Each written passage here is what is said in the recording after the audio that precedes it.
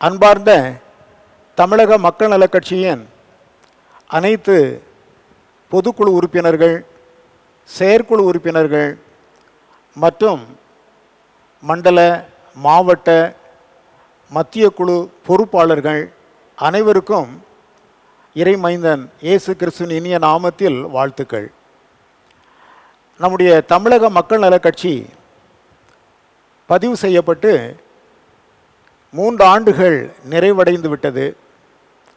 கடந்த 24/9/2024 அன்று 3ஆம் ஆண்டு நிறைவு விழாவாக, 4ஆம் ஆண்டின் துவக்கமாக ராமலிங்கபுரம் என்கிறதான கிராமத்தில் தமிழக மக்கள் நலக் கட்சியின் கொடியேற்றி நாம் அன்றைக்கு ஒரு விழாவை கொண்டாடினோம். அதில் அநேக மக்கள் கலந்து கொண்டார்கள். அவர்கள் அனைவருக்கும் என்னுடைய அன்பின் வாழ்த்துக்கள். இந்த 3 ஆண்டுகளும் நாம் பலவிதமான செயல்பாடுகளை செய்து வந்தோம். நமக்கு எவ்விதமான பல காரியங்கள் நம்முடைய கரங்களிலே இல்லாத போதிலும் நாம் துணிந்து இந்த கட்சியை நடத்தி வருகிற செயலில் இறைவனுடைய ஒத்தாசையை நம்மால் அறிந்து கொள்ள முடிந்தது. கடந்த நாட்களில் பல மாவட்டங்களுக்கு நாம் பயணித்து அங்கெல்லாம் பொறுப்பாளர்களை நியமிக்கத்தக்கதான ஒரு சூழ்நிலைகளை இறைவன் உருவாக்கி கொடுத்தார். வேலூர் மாவட்டம், திருப்பத்தூர் மாவட்டம், திருச்சி, பெரம்பலூர், இன்னும் திருவாரூர், கோயம்புத்தூர், திண்டுக்கல், திருப்பூர், இந்த மாவட்டங்களுக்கெல்லாம், ஈரோடு நாம் சென்று அநேக மக்களை சந்திப்பதற்கு இறைவன் நமக்கு வாய்ப்பளித்தார். ஏற்கனவே மதுரை, விருதுநகர், தென்காசி, திருநெல்வேலி ஆகிய மாவட்டங்கள், தூத்துக்குடி, இன்னும் கன்னியாகுமரி, இங்கே அநேக மக்களிடத்திலே நம்முடைய கோட்பாடுகளை சொல்லி கட்சியினுடைய பணிகளை நாம் இதனால் வரை செய்து வந்தோம்.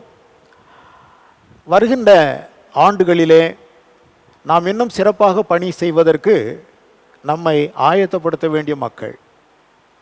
வருகிற 2026ஆம் ஆண்டு தமிழக சட்டமன்ற தேர்தல் நடைபெற இருக்கிறது. முன்பு நடந்ததான பாராளுமன்ற தேர்தலிலே 2 தொகுதிகளில் நம்முடைய மக்கள் தேர்தலில் களம் கண்டார்கள். வருகிற சட்டமன்ற தேர்தலில் குறைந்தபட்சம் 12 தொகுதிகளை நாம் தெரிந்தெடுத்து அதிலே வேட்பாளர்களை நிறுத்த வேண்டும் என்கிற எண்ணம் இருக்கிறது. இவைகள் எல்லாவற்றையும் குறித்து நாம் சிந்திக்க வேணும்.